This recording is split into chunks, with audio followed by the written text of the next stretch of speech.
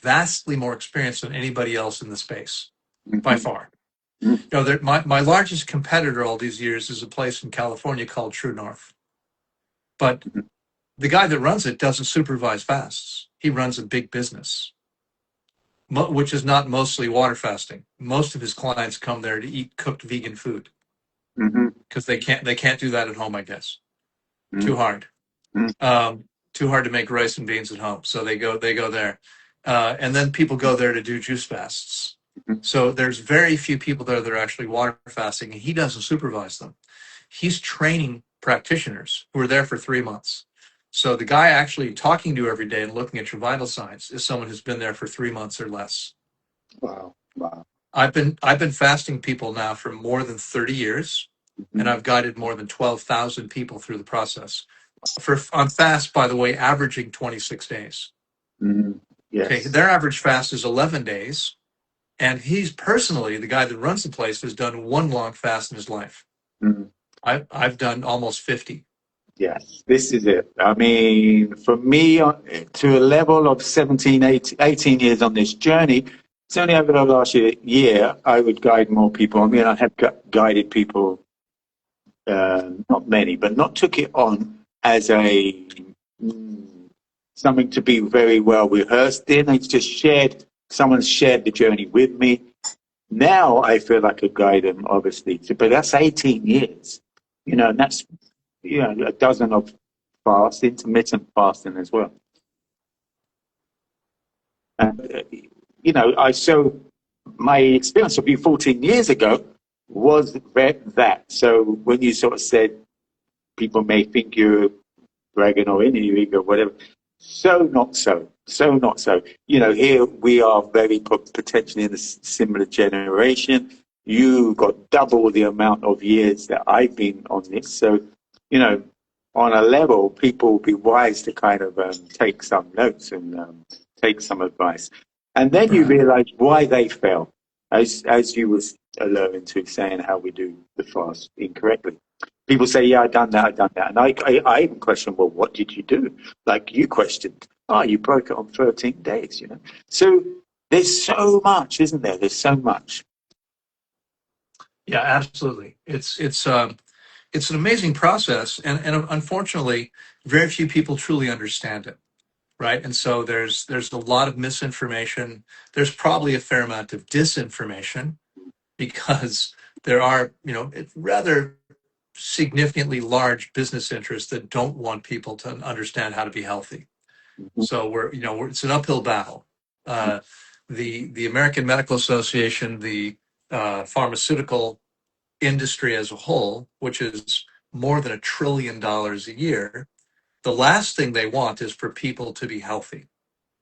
Healthy people. I mean, I listen. I'm now 39 years without a single day sick. That's, 39 years. that's amazing. I buy zero drugs. I'll be 65 in a month. I don't take any supplements. I don't take any medications. The Yeah. average American my age takes 5 different medications every day. Yeah, it's horrific, isn't it? I mean, and also you realize it's in such a mindset, it is a mindset, how can we break Yep. that mindset? And then, what I realized, what you do repeatedly every day, you're just doing this ritual that's ingrained and it becomes really hard. It can be hard to break. I don't want to reinforce that word, but we can do it. You're a perfect example. The 12,000 people you've taken through would be perfect examples of that. You Yep. at your age, me at my age, there is hope. There is hope on the other side, and and it's never too late. As far as I'm concerned, we chip away slowly, slowly. Well, when I'm speaking to audiences, Pete, I always tell people, fasting isn't necessarily going to help everyone. If you're sitting here today, if you're listening today, and you're already dead, this isn't going to help you. Okay, if you're not quite dead yet, your body can still cleanse and heal, and we're Mhm. going to see amazing things happen by fasting long enough and properly. And when you say if you're not quite dead yet, what do you mean by that? If you're not quite dead? Well, I mean, either you're dead or you're not, right? So if you're not there yet, then if you're still Oh, alive, right? yes, yes, yes. I've so far fasted uh, two or three people in their 90s, a Right. dozen or more people, 2 dozen people in their 80s, um, hundreds of people in their 70s. I have three people right now. Actually, one just finished. Three people in their 70s fasting with me now. I've got 3 group calls every day. Mm, I work with small groups, so I'm fasting up to 18 people at a time. We're probably going to be initiating a fourth call soon. mm, And right now, until a couple days ago, I had 3 people in their 70s. I've got people in their 60s. I've got people in their 50s, 40s, 30s, and 20s right now. mm. And in a week, I'll be fasting an 11-year-old with his mother. Wow, beautiful. So, okay, when you mean dead, literally physically not dead. So I play around with that dead word because sometimes we're Yeah. a bit like the walking dead, aren't we? So that's what Yes, I a wasn't lot of sure. people are exactly like that. I Yeah. wasn't sure if you meant that. Yeah. So yeah, Yeah. I mean, the point, I'm sorry, Pete, the point is simply that if you're alive, your body is detoxifying every single moment of your life, right? Because our bodies, the 70 trillion cells are making cellular waste every moment. And the body has to be eliminating the cellular waste. What happens to most people is that their bodies are not capable of keeping up with the level of detoxification necessary to maintain a high level of health. And so what happens to most people is they're born at this level of health and it starts to decline as soon as they're born. Yeah, yeah. So what I've witnessed over the many years is this heals this, that heals this, that heals this, and there's so many things that apparently heals, and our body regenerates in so many months and this and that. However, Right. not we got all the garbage in the way, like you just mentioned.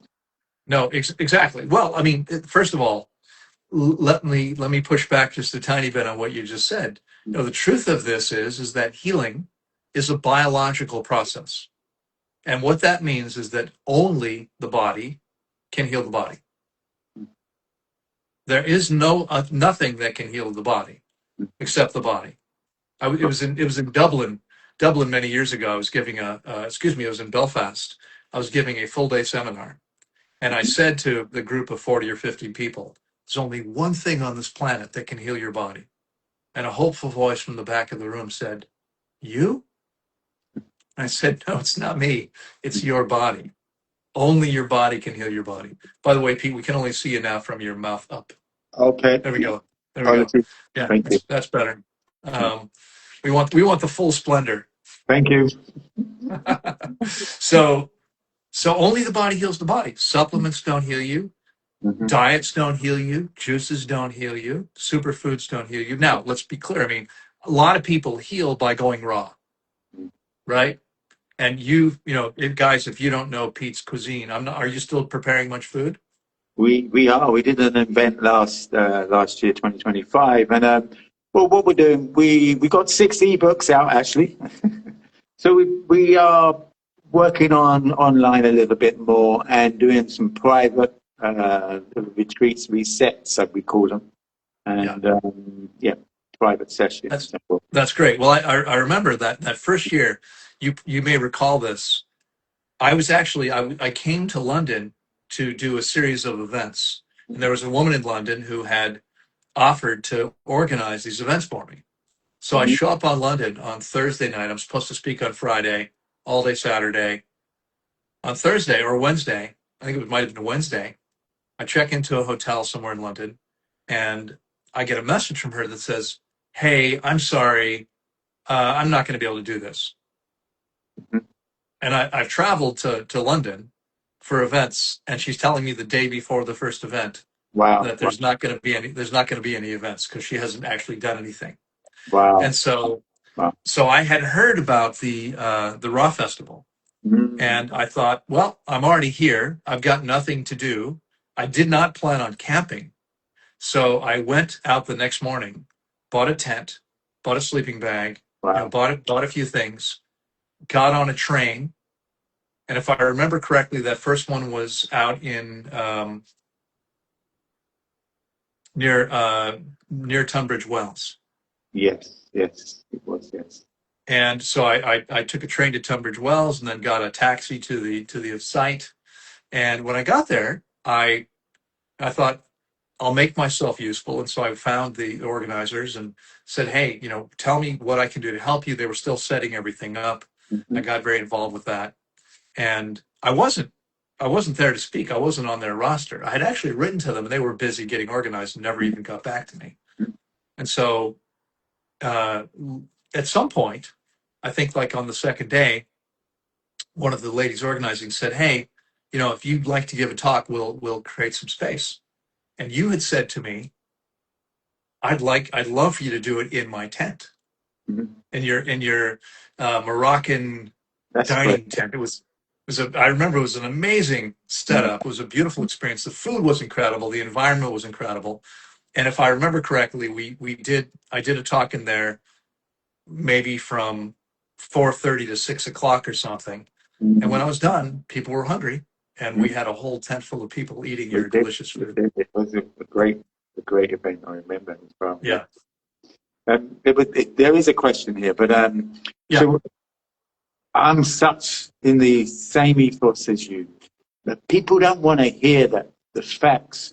We get so attached the fact that herbs that only your body can heal, basically. So right. when we talk about the juices and the liquids, the herbs, etc., okay, not to negate them from my perspective. It is assisting. However, it's good to not forget it's only our body that can heal. There is Exactly. someone has put a message up. Do you believe in other types of fasting, like grape fasting? You know, I'm sure. I mean, I personally, when you take away so much of the nonsense that's got you there in the first place, then Yeah. there's a lot of living mono, I would say, will really, it's not really that resolving the problem, but that will, of course, assist you. But, you go ahead and you could answer that one. Right. Well, so first of all, if we look at the textbook definition, I mean, of course, you know, we can call this a chair if we want to, but it's most of us recognize it's a glass, right? The textbook definition of fasting is the complete abstinence from calories and nutrients. So I understand that, you know, the point is only grapes or juice fast is only juices. But you want to be clear, you're not fasting because you're consuming calories and nutrients. And there's a significant difference. I'm sorry, who asked the question? I don't see the. It's just gone. Oh, okay. No worries. No worries. I was just going to address them by name. But um, the difference is that when we're Yeah. in an Ashley. actual Ashley, was it Ashley? Yeah. When we're actually fasting, Ashley, what happens is there's a whole cascade of beneficial physiological changes that occur.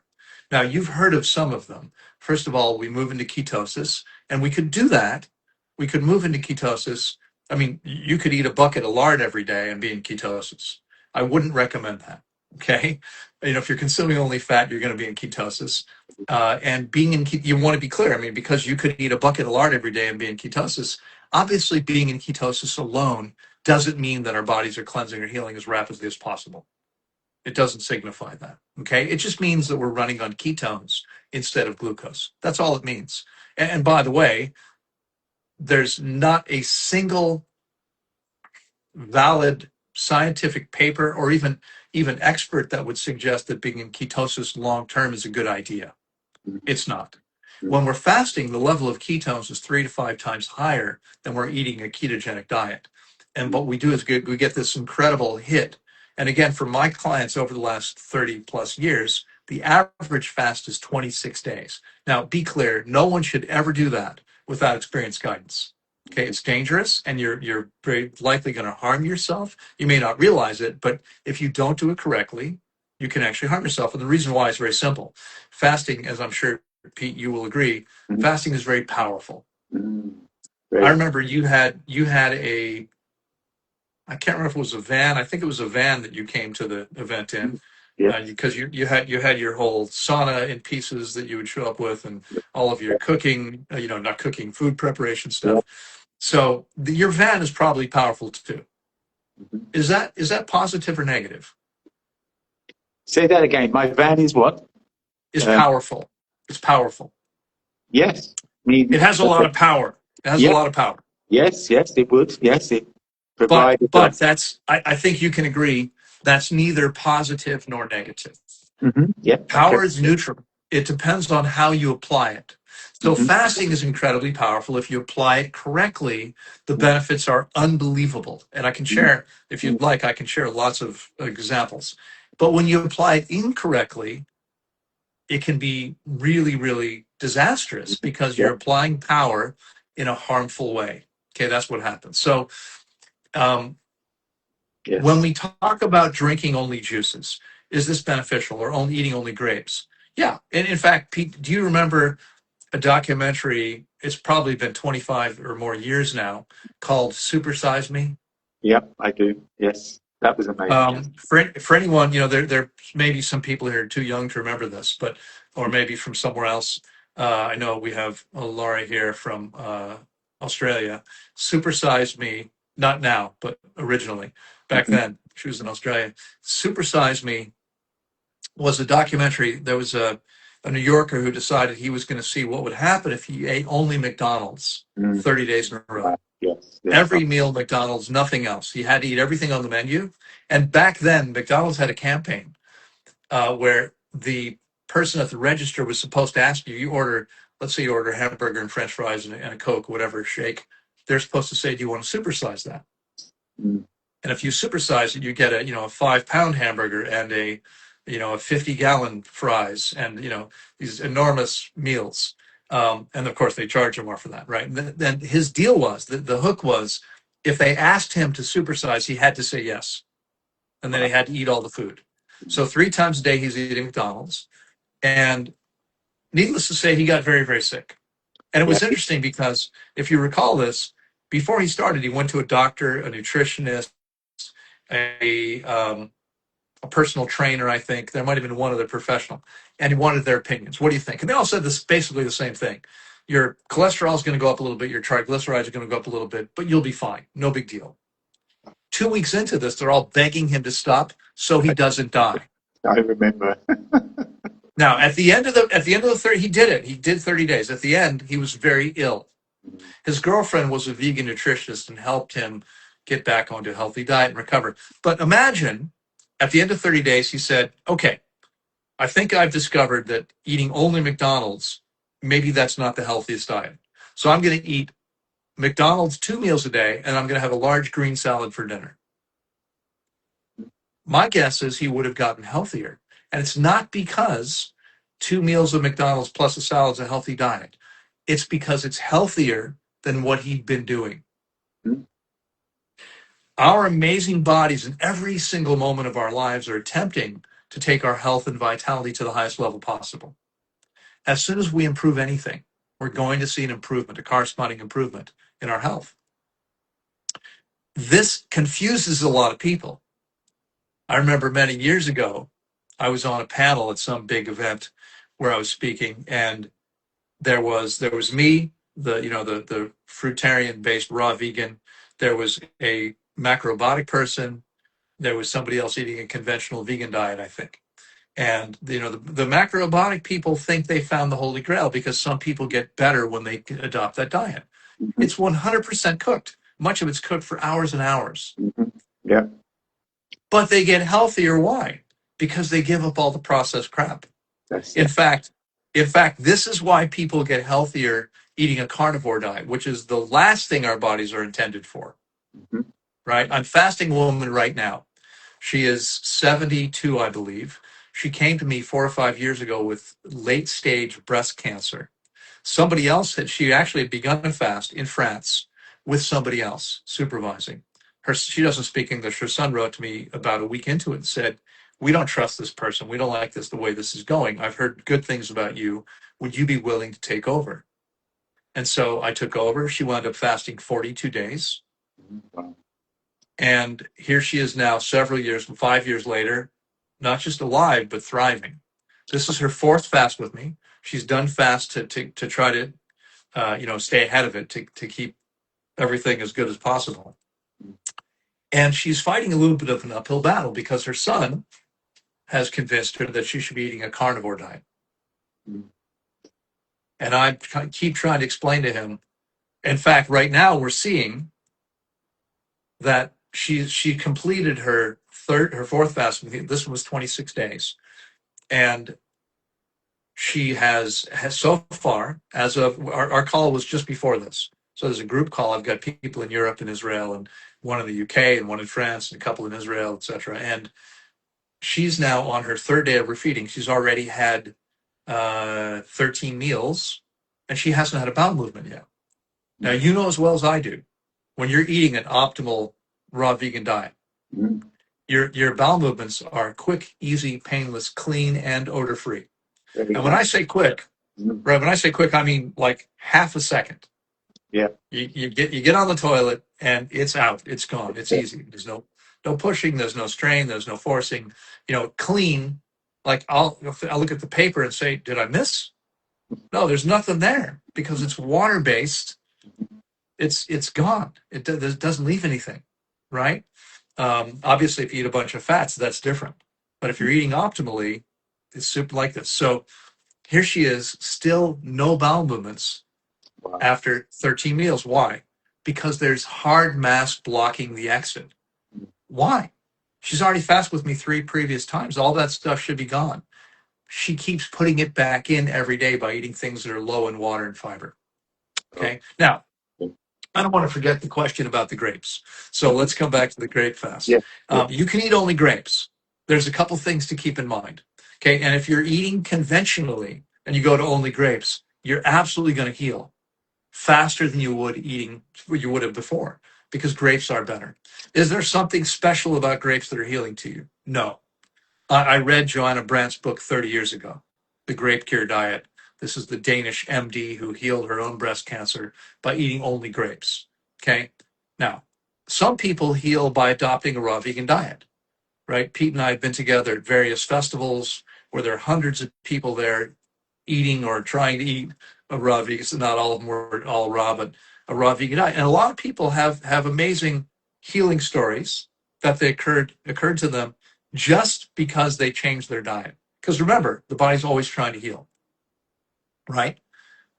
Grapes have no inherent ability to heal us. They don't. Nothing does. Only the body does. But if eating grapes is less of a burden on the body than what you were doing before, then there'll be faster healing. Absolutely. Here's the issue. Grapes and all other foods do not contain everything we need. So when we're actually fasting, we're in fasting physiology. Our physiological state changes.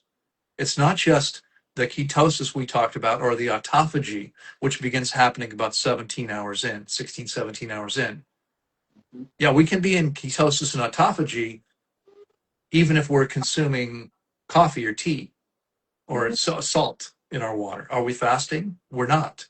Because if there's anything besides water, the body thinks Oops, you still there? I lost you right, for a second. roughly a third of your energy goes to your digestive tract. A whole bunch of processes begin expecting food to be showing up. We're no longer in fasting physiology, and the benefits are dramatically diminished as soon as that happens. So there's nothing we can consume besides water that come close to giving us the same benefits. Not even close. Now, again, this triggers people because people say, yeah, but I drank juices, it was amazing for me. Well, sure, because it was less of a burden than what you were doing before. I ate only grapes for a month, and that was, I healed. Sure, because it was less of a burden. But grapes don't contain all the nutrients you need. When we're in fasting physiology, that's not a problem. But if we are eating something, we want to make sure we're getting a variety of different foods. Now, I eat mono fruit meals most of the time when I'm not in your tent, mono fruit meals and simple green salads. Mhm. Okay, most of my meals are very simple. Mhm. Here, I currently have oranges and grapefruits and tangerines. It's citrus season still. Mhm. Apples, bananas. I have some papayas, some mangoes, some lychees. I had a little bit of durian, but I ate it last night. Um, yeah. And then I have lettuce, tomatoes, cucumbers, avocados. mhm. That's all that's in my kitchen. I don't need anything else. So, That's what I need. which is beautiful. The other thing is, I've been in England. I was I'm not in England at the moment, but and coming out over the last year, in and out. And so there was something actually today. I made a little comment at my friend from many years ago, an acquaintance who went from more vegan into more the advocating of milk and dairy and meats, etc. Maybe 14 years ago. A few people actually, when I used to live down in Brighton. So, come on, stop it, guys. Anyway, a comment that you cannot, natural interest in natural law in England in a climate like that. It was she alert to that you cannot be raw. So I did say, well, I've been raw vegan, 18 years in England. However, I'm Yeah. not saying it is easy. You've been, it seems like more in the tropics and certain people in the tropics. We did go more dehydrated, but still the idea is to keep it under a temperature. You mentioned macrobiotic. Yeah, I met so many people. Can you imagine 17 years doing what I was doing? You would get challenged. Many people would challenge, macrobiotic, Yeah. whatever different, let's just say, potential addiction we are in. They want to kind of push their corner or their point across to me. So, Exactly. and ultimately, so I mentioned dehydrating. So to me, yeah, it's not great to sustain that. Fruits is the best in a climate that potentially, because of our emotional connections, that is potentially more damp, they like to say, and how's your spleen? Now, I normally say, well, the last time I checked in there, my spleen is doing fine, thank you. Yeah. So in England, yes, it is more trickier, especially if you haven't got the sunlight. Yeah. However, 18 years. There's people I know, 24 years, 25 years, fruitarian, 8 years. So for you people who say it cannot work in England, it can work. You just have No, to, of yeah. course it can. Yeah. In fact, I mean, it's interesting. You people say to me all the time, "Well, you're in Costa Rica," and I was for more than 20 years. But actually, I've spent exactly now half of my raw history of 34 years, 17 years, not in Costa Rica. I mean, I guess yeah, it was about 20 years and 14, 15 years. I don't remember exactly, out of there. I'm in Seattle now, and I've Hmm. been in the US now for coming up on 3 years. Hmm. Okay. I'm in Seattle. Seattle is cold and damp. Yeah. It's cloudy here all the time. Mm. I started off outside of Washington, D.C. Washington, D.C. was built on a swamp. It's a very humid place. It's damp. But even more, just looking outside of myself, my clients have come from me from 156 countries so far. Mm. Okay. I have clients in the UK, throughout the UK, in England, in Scotland, in Ireland, in Wales. I've got clients in every country in Scandinavia, maybe not Greenland, but in Iceland, in Finland, in Sweden, in Norway, in Denmark.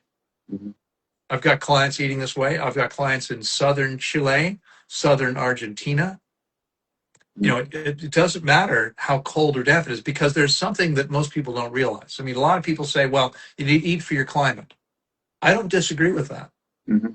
And But seasonal here's is correct, but you know. here's the twist. We're tropical animals. Mm. You're in Brazil right now. Okay, when Mm. you're in the UK, I'm guessing if you can, you probably don't go to the UK in January and February. But I had been for 16 years.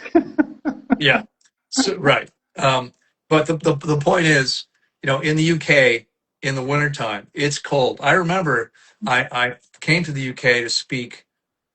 I think it's been 6 or 7 years ago now. I was invited to speak at an event, and it was on April 1st. And I thought, oh, it'll be nice enough in London by then, right? Because I don't really want to be in London in the middle of the winter time. I got there, it was cold that day. It was Mm. cold and damp. I felt it for Mm. sure because I was coming from Costa Rica.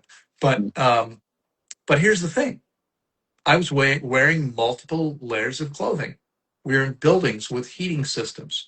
We are tropical animals, and we're creating a tropical microclimate at the skin, no matter where we are on the planet, because we can't survive otherwise. So right here in the center of the torso, it needs to be about 95 degrees Fahrenheit, which is 35 degrees Celsius. We need, I mean, yes, of course you can, you can Wim Hof breathe and go out into the snow in your underpants. But can you live there? No. Can you sustain it? No, you can't. No, you cannot. No, And you're gonna die. this is it. I mean, I got over the last 8 years introduced the ice bath and the heat therapy, which was really amazing. And I do realize religiously I'll be up, me and my partner, 6 a.m. doing the ice bath sauna when we was in England. And looking back in retrospect, and it does ignite something in us. And with all the sort of toxicity that is around that we don't even know about. I mean, there's obvious coming out from the sky, and then you find out all the spraying that goes on a lot of the fruits that we get in the UK. So a constant kind of natural way of detoxing to be able to have some little bit of clarity and still keep a bit of a spirit awake. For me, I rekindled that spirit 18 years ago, and to this day, that is for and foremost that is important. Everything else is after that. And we seem to have forgotten an ancient knowingness of that Yeah. is the most important purpose. I wanted to say as well, you must come across so much, have to work with people so much on a psychological level in terms of all the emotional connections to the food. Yeah. For me, it was fortunately I had awareness from 27 years ago, different groups learning breath work and astrology and sort of shadow work. So that held me in good stead. And I had Jin Shin Jitsu, which was an art a year before I learned that to just work on myself. And on a level, it's beautiful when you say the body knows, because that's what Jin Shin Jitsu is about. It's just our hands as jumper cables on certain points, like as if we're doing acupuncture on ourselves. And Yeah. really, that's just energy, and it's helping to clear energy. So I had to clear so much emotional stuff, craving after craving. I would do my jinshin, and then I'll be taken into this time, 7, 3, for years, all different types of trauma and shocks that have happened to my system. So, and releasing them. So that was really interesting for me. When people say, how come you sustained it? It's just like, why I gave up. If I was to give up smoking or drinking, we just seem to don't see it's an addiction, and we're very Right. used to our addiction.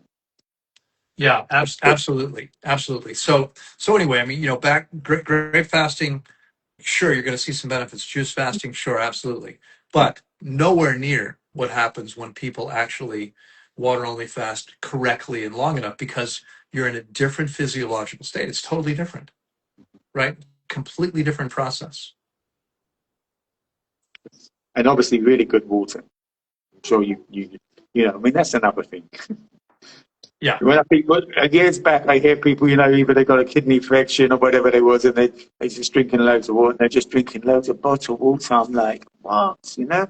So we have been doing distilled water. Again, in England, whatever the ethos is on that, but as you, I'm sure, would say, the best distilled water you can get is from the fruits. However, where we were in Right. England, you know, we Well, can't. there actually it's a really important topic, and I'm glad you brought this up. I actually believe, so Pete, when I got sick, and I don't know how much of my story you'll remember. I told it while you were preparing food for 60 people, so you might not have been paying as much attention to that. It wasn't important, but anyway, I got very sick at 23, and I got much worse with 3 years of medical care. At 26, I woke up and thought, I don't think these guys actually have any clue what they're talking about. All they're giving me toxic substances, medications, which are all poison, and it's not making me healthier. It's suppressing symptoms, but making me less healthy, Mm, less vibrant all mm, the time. And mm, I walked away from medicine, and I have never gone back. I have not seen a doctor in 39 years, with the exception of for trauma. On 3 occasions, I used to be a bit of an adrenaline junkie, but Hmm. that hasn't been true for 20 minutes or so. Um, and in 3 occasions, I had surgery to reconnect severed arteries. If you sever an artery, you probably want to get that sewn back together. Hmm. It's a good idea. That's the Yeah. only medical treatment I've had now in nearly 40 years, and I'll never go back to a doctor, because if you're sick, all doctors can do is suppress symptoms with toxic substances and make you sicker, or remove an organ rather than addressing the reason that that organ's not functioning properly. Because Yeah. it's never, well, you got a bad organ. No, we can heal almost anything if we give the body a chance, Steve, right? I was going to So, ask, yes, I was going to ask you what actually got you on your journey, but you just basically right. explained it there. Yeah. Well, and so as I started to grapple with, I realized, okay, it's not medicine. Now what? Well, I tried chiropractic, homeopathy, herbs. I tried everything else I knew of, and nothing worked. Then I realized, animals in nature are much healthier than people. I can tell you today. There's more than it's estimated that we've got between 25 and 30 million animal species on the planet. Most of them are insects, by the way. How many of those species are healthier than humans? 100%. Humans are by far the least healthy species on the planet. Number two, dogs. Number three, cats. Numbers 4 through 100 are all the other animals that humans have domesticated, keep in cages in laboratories, use on farms or at zoos, at circuses. These animals that humans are taking care of are far less healthy Mm. than the ones living in nature, And without again, exception. yes, and again, it's like sort of spoon fed to believe we are spoon fed to believe what is the correct food to eat, and again, what is the correct best food we can give our animals. So yes, I mean, I 100% agree that the more Right. domesticated the animals are Absolutely. from us, it's The just, worse, the worse off there. And yeah, so, what I realized from that was, I thought, okay, so the animals in nature, they're they're not using supplements or mhm, herbs or homeopathy. What are they doing? And I am aware that there is some small amount of self medication that happens in nature where animals will eat something. First of all, cats and dogs will eat grass. It's an emetic, it makes them vomit. So if they've swallowed something that shouldn't be in their system, they'll eat grass. Grass doesn't heal them, it just makes them vomit. And they get rid of something they need to get rid of, right? And they instinctively do that sometimes. But what animals do, if your dog gets sick enough, it will lay down and refuse to eat. Every species instinctively does this. They mhm, stop yeah, eating because processing food takes more energy than anything on the planet. So I realized that, and that's what I began doing to heal myself. But coming back to the question about water, I started thinking, okay, so the natural way to heal is by fasting. Every species has a natural diet. What would be natural for me if I actually lived in the jungle, in the tropics, not in a building in the jungle, but in the jungle like other species? What would I eat? Right? I don't have a stove. I don't have a refrigerator. What would I eat? Well, more than half the trees make fruit. I'd probably be eating a lot of fruit, right? I'm not mhm, going to be chasing squirrels mhm, and biting through their jugular vein, drinking all their blood and eating them. Why do I do that when I've got mangoes and papayas and bananas? And I had more than 2,000 fruit trees on my property in Costa Rica. yeah, Um, beautiful. we're obviously we're naturally, our systems are nearly identical to other frugivorous animals, and that's why I've been on a fruit-based diet now for more than 34 years without a day sick. And it's not just not sick, because not sick can mean lots of things. I've got 6 siblings. They all wear glasses, at least to drive or read. My vision's better than 20/20. Mm, My hearing was recently rated as being equivalent to the average 23-year-old. At 18, I was a cadet at the U.S. Air Force Academy in Colorado Springs. I loved skiing, snow skiing, but I had to wear braces with metal hinges. Today, at nearly 65, I surf and don't need to wear braces on my knees. It's the same action, but my body works better today at 65 than it did at 18. I mean, that's amazing. And then when I'm sure you're getting some of the younger generation coming in, or if we really look the younger generation, like actually you at 18, that's going back then. Look at the potential 18-year-olds now with how it's just got more fast food and I would say food Yeah. more contaminated, really. That's right. I mean, more processed foods, etc. So my realization was, and the question I began asking myself with regard to everything, looking at my choices, how do I support my body in being as healthy as possible? It occurred to me there was one question I needed to ask, and that question was, what would I do if I lived in the tropical jungle? What time would I go to bed? What time would I wake up? How much exercise would I get?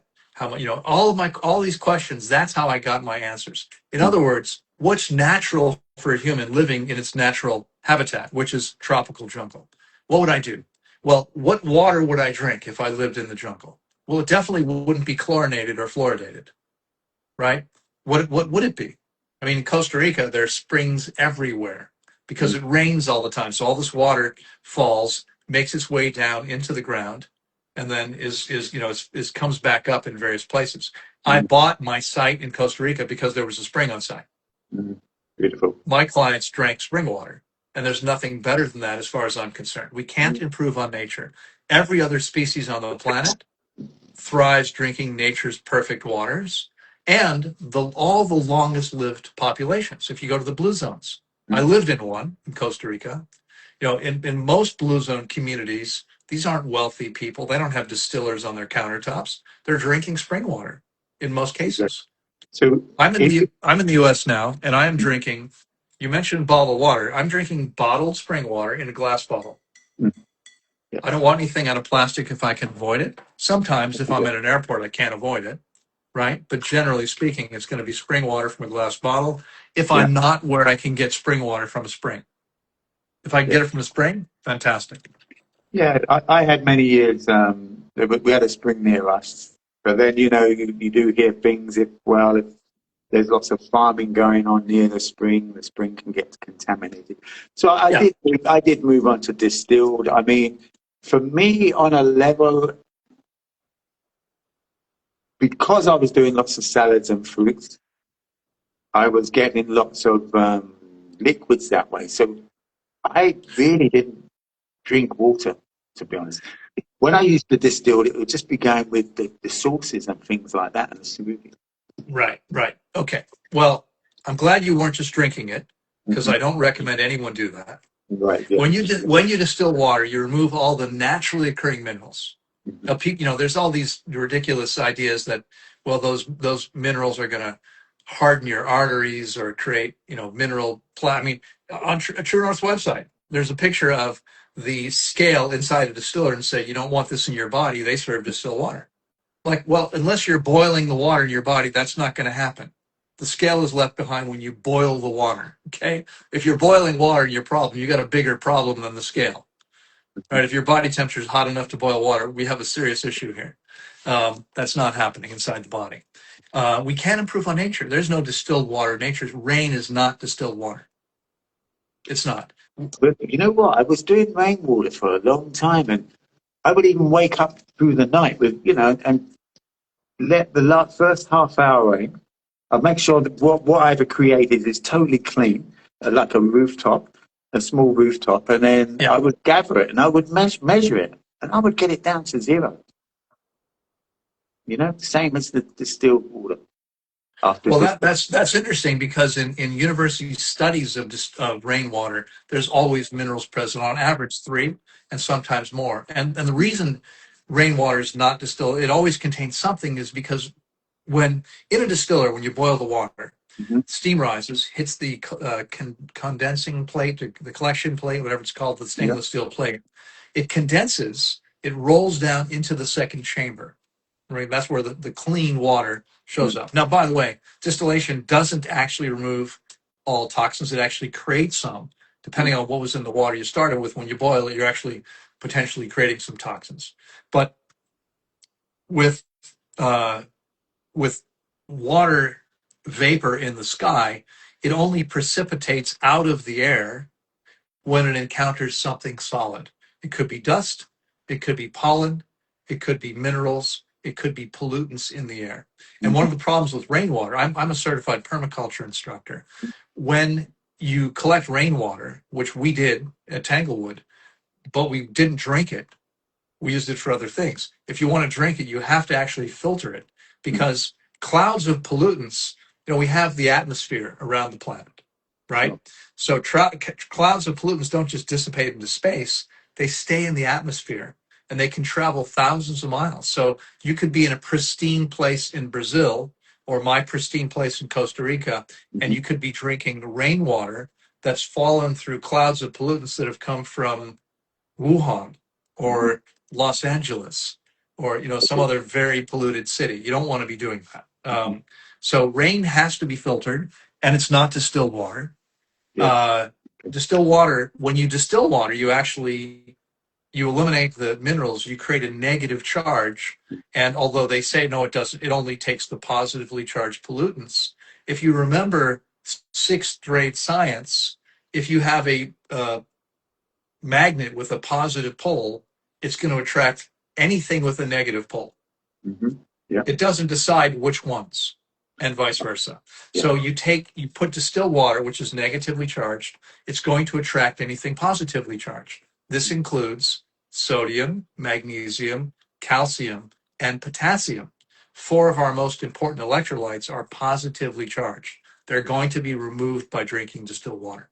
Okay. Now, so I wouldn't recommend it. Obviously, everyone's going to do whatever they want. I hear that. Yeah, there is a saying that it pulls from your body. I mean, I still do. I still will be doing a bit of distilled, especially from my in terms of some of my foods, what we have and stuff like that. Well, I again, do if you're using it in food, it's not going to be harmful. It's not pulling personally anything out drinking of your it. Yes, body. I mean, it took But the thought of doing. I did actually do a. I think I went 4 or 5 days on distilled, and in retrospect, I would agree. This spring alive water that I've experienced over the many years, I would rather do that. However, yeah, where I was at the time in England, the spring there, I was a bit skeptical about, shall I say, and yeah, sure. definitely wouldn't do the bottled water. So, Well, yeah. I mean, listen. You're absolutely right to consider the fact again. That not all spring water is going to be safe to drink. It would have been, except one species ruined it for all the rest, right? Humans have polluted much of the planet. And so it's entirely possible that the groundwater in a particular area is not going to be safe to drink. Now, what we did, I mean, I had 37 acres where Tanglewood was located, right? There wasn't anybody, there wasn't much that could have been like coming downstream to us. Um, I suppose, depending on how big that particular uh, body of underground water was, it might be hard to say. But so what we did to ensure that it was okay was we had our water tested regularly. There was a specific protocol the laboratory gave us. I would have normally my groundskeeping crew. We had lots of acreage and beautiful gardens and so forth, trails. They would start working at 6 in the morning. But every other month, we would have somebody show up at 5 in the morning, get the sample of water, and get it down to town to be on a 7 o'clock bus at the bottom of the mountain to send it to the laboratory because they had to test it. They wouldn't test it like if they got it in the afternoon, they couldn't test it until the next day. They wouldn't do it. They had to test it the same day it was collected. So we would put it on the first bus, and we had a special protocol to do this, and we were checking it constantly to make sure that it was safe to drink. Now we had amazing results. The water tasted great, or didn't taste. It doesn't have a lot of taste, but that's how it should be. But it had a nice little bit of a flavor to it, given by the minerals that are there, and we saw amazing results with it. yeah. I think something, perhaps Pete, even more important, if I may, because you said something which uh, a lot of people have trouble believing, but I can explain why this is true. Mm-hmm. So I've been measuring clients' hydration levels now for 23 years. I've measured well over 8,000 clients' level of hydration. Okay, we use a sophisticated bioimpedance device, and that actually gives us a percentage of water in the body. I figured out how to take that information. I mean, I'm looking at this information, on average 25, 30 times a day for 30 years, well, 23 years with that information, I figured some things out. It's a lot of exposure to data. You know, they say 10,000 hours, you become an expert in anything. I've got way more than 10,000 hours guiding people through this process. Um, Here's what I find. The most dehydrated people on site, first of all, we have to talk about by age. And I'll share something with you I've shared many times before. I probably said this 14 years ago in your tent, but you've eaten corn chips at some point in your life? I've eaten. Corn chips.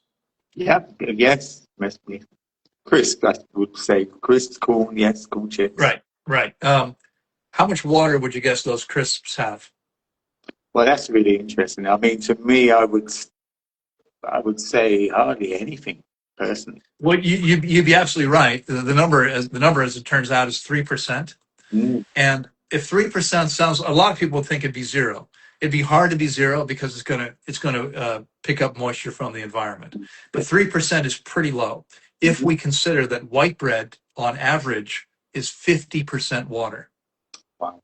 Okay. 3% is pretty low. Okay, when those corn chips come back out of your body, are they as dry as when they went in? No. So they're getting the water You from you somewhere. you better hope not. You better hope not. Yeah, That we would be do have a bit of a problem there. that would be pretty uncomfortable, right? They go in 3% water, they come out 75% water. Stool is 75% water on average. Some days a little bit less. You know when it's less because it doesn't feel so good. Typically, it's going to be 75% water. The water is coming from your body. Okay, as a result of growing up eating conventionally, you did that. I did that. Almost everybody I know did that wherever they were. We get dehydrated because we're eating things that are lower in water than stool, and it takes water from the body to get rid of them. If you're eating sandwiches with white bread, it's taking water from your body. Okay, they're taking water from your body. Almost everything people eat is less than 75% water. Bananas are 73, 74% water, and they feel more hydrating than most of the things people eat, and they're still taking a little bit of water from the body. Okay, so everyone's dehydrated, Yeah. and the older one is, and it's not just the food. Imagine that first of all, you're eating the way most people do, salt and pepper and spices and vinegar. And I understand when you're making gourmet food, you're going to season it a little bit. But I don't normally eat these things. For me, Mhm. those gourmet meals are at events like the festivals, or every once in a while if I'm visiting a city with a restaurant like that. I mean, all those years I lived in the jungle, there wasn't anything. It was very simple fare every single day. Those things, salt takes water out of your cells. This is Your it. Yeah. body wants to protect you from toxic salt, and so it dehydrates you. Okay, spices, herbs, they're all doing the same thing. They're taking water from the body. Coffee, tea, sodas, alcohol are diuretics. They make you pee away liquid. They make you dehydrated. So for most people, the older they are, the more dehydrated they are. The oldest people on campus, we would have 32 to 34 people fasting at the same time at Tanglewood. The most dehydrated people would almost always be the oldest people. Mhm. But if we looked within an age range, let's say between 25 and 35, the most dehydrated people in that age range, and that's a pretty popular age range for clients. Most of our clients were between 25 and 65. So in that first cohort, they would typically be better than the people in the next group that were older. But the most dehydrated people in that group would be anyone who had a dry fasting practice. Mm, Dry fasting makes you extremely dehydrated, which is actually why you think you're healthier. You're not. mm, You think you're healthier because detoxification requires water. We mm, detoxify through five primary channels, whether it's the urinary tract, the colon, the skin, the breath, or mucous membranes. Nothing is leaving the body except on water. Water is the universal transport medium. So if we're not taking enough water in, we're not going to be able to detoxify. When we make the body, we take an average, typically already dehydrated person and put them on a fast where there's no water, they're going to become seriously dehydrated and they stop detoxing. And most of those people never really recover from that. Now, mm. so far, 6 people that I knew half of them were clients and half of them were people I knew, are dead as a result of dry fasting. Wow. In every case, their kidneys shut down Yeah. because Well, every time we're dehydrated, we're damaging our kidneys. Okay. yeah. Now Now here's this. that's the yeah. Here's the crazy part. The second most dehydrated people I've ever measured. This is going to be hard to take. I apologize in advance. The You second most by the way. dehydrated people, and I've measured a lot of them, Mm-hmm. are people eating optimally and not drinking water. Mm-hmm. They all think they're hydrated because they're living on watermelons and mangoes and papayas and bananas, and they're getting in their salads. They're getting lots of water in their food. But here's the problem: if you look at the digestive tract of a carnivore, for instance, a 500-pound tiger, from mouth to anus, is 12 feet long. Now that tiger is 4 times your size, or Mm-hmm. close to it, right? Between 3 and 4 times your size, my Yep. size, same. Yes. Our digestive tract is 2.5 times longer. Okay, I know one of the people who's currently with us right now. That tiger is easily 4 times, probably 5 times her size, and yet her digestive tract is 2.5 times longer. That's 12.5 times longer proportionally. In other words, if we were the size of the tiger, our digestive tract would be 12 times longer than Mm-hmm. theirs. Yep. Yep. Okay. Now, why? Well, the reason's very simple. Carnivores and omnivores meant to eat meals with zero fiber, because flesh has zero fiber, have short, smooth, straight digestive tracts. But from the bottom of my stomach, which is about here, it's not way down here. This is the colon down here. Bottom of the stomach is up here to the ileocecal valve in my right groin. You probably can't see that still. That's which is about 12 inches, about 30 centimeters on my relatively long torso. Mm-hmm. There's 22 feet of small intestine, approximately Yep. 22 feet in that 12-inch space. Okay. It's all twists and turns. It's 1/3 the diameter of the large intestine. It's sacculated like a vacuum cleaner hose. None of those things occur in the body of a carnivore and omnivore. Mm-hmm. When we eat flesh, which I did for nearly 30 years, it's very hard to move it all through the system. Anything that's not high in both water and fiber, right? And Yep. this is why, again, dried foods, dehydrated foods should be a relatively small part of your diet, because if you're consuming a lot of things that are dry, your body can't move them through. It's the water that allows it. The fiber interlocks, and then the water is able to move it all through your very long digestive tract. I If you're simply could. Yeah. Just touching on, so that's going to trigger a lot of intermittent dry fasters. I can I have done imagine. some dry fasting, and it's really nice hearing it. Doesn't it's I'm aspiring to stay open to truth, and experiment as I have gone along the way. Yeah. So I was, I'm not doing that no more. Why am I doing this and why am I not doing that? So then, normally my body knows, before my head or what we can get so Absolutely. easily, like let's try this. And then becomes a fad thing, and then we're used to spell that spell amongst each other. So there's a big thing on intermittent dry fasting, big. So it's really nice hearing what you're saying.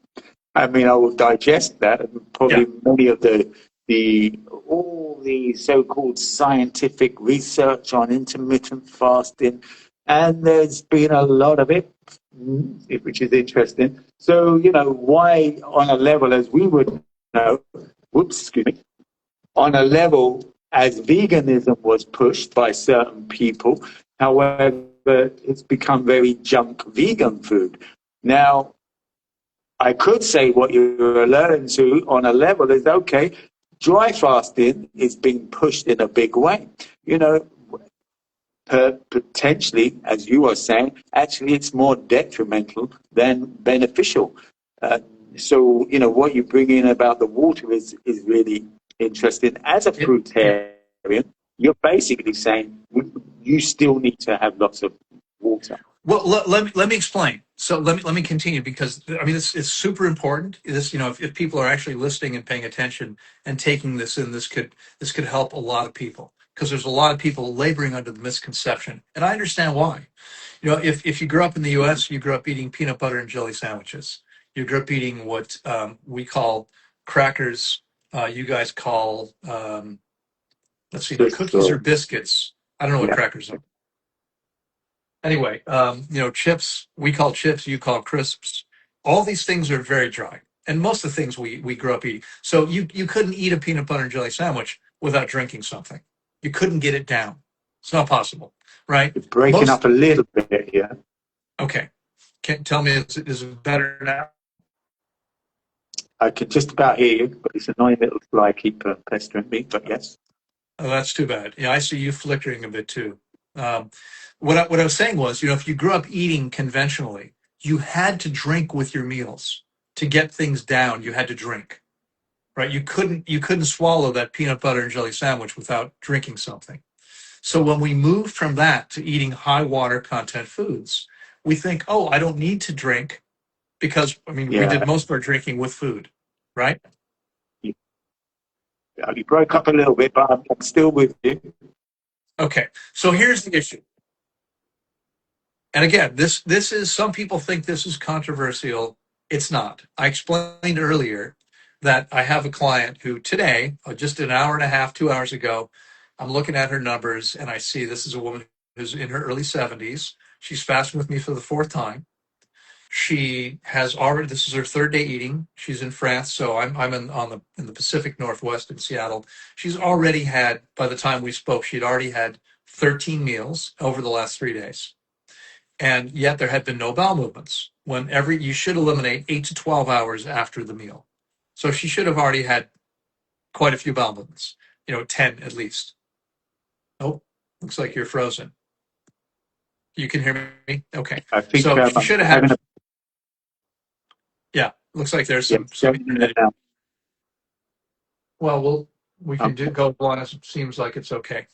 I'm wondering whether to. Okay, apparently it's good now. Okay.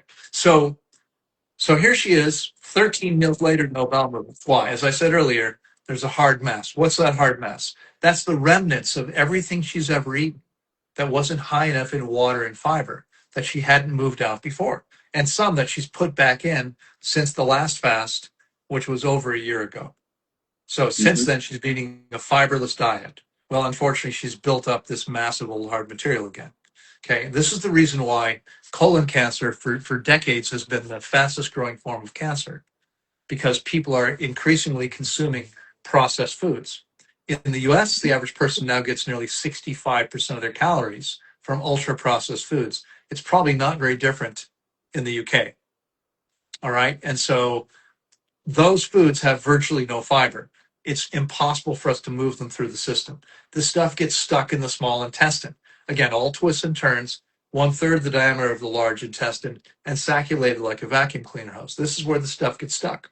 When we eat a high water content diet, that dry, hard material begins to absorb water from our food and drink, and we never get hydrated. It's impossible to get hydrated until we get rid of that stuff. Once we get rid of that stuff, we see hydration go way up. And I've seen this thousands and thousands of times with clients. I'm the most hydrated person we've ever measured. Why? And you can probably see, again, I'll be 65 in just a few weeks. I have, and I just came from a family wedding a few weeks ago. With a lot of family members around my age. Everybody had lots of wrinkles on their faces. I don't. Everyone else was wearing glasses. I'm not. I mean, all my sisters are dealing with arthritis. There are four of us in our 60s. Everybody has arthritis, which my mother had terribly, but not me. My body works better today than it did then at 18. Okay. Why? Because I've gotten my body clean and I've eaten a high water content diet, but I still sip water. You've seen me sipping water throughout this interview. Okay. I had, but others probably had. Say it again. Oh, I can't see you, remember? But others have probably have seen you. Oh Yes. yeah, the others can see me. They can see me. Yeah, for sure. I forgot you can't see me. Um, oh, but now you're frozen. You're sort of coming in and out. It looks like it might be on Yeah, your end. Yeah. we're breaking up a bit. Hopefully. I'm not sure what we could. Yeah, Well, there may, maybe we just hope it gets better. There's not much we can probably do yeah, about it. good stuff. Um, Yeah.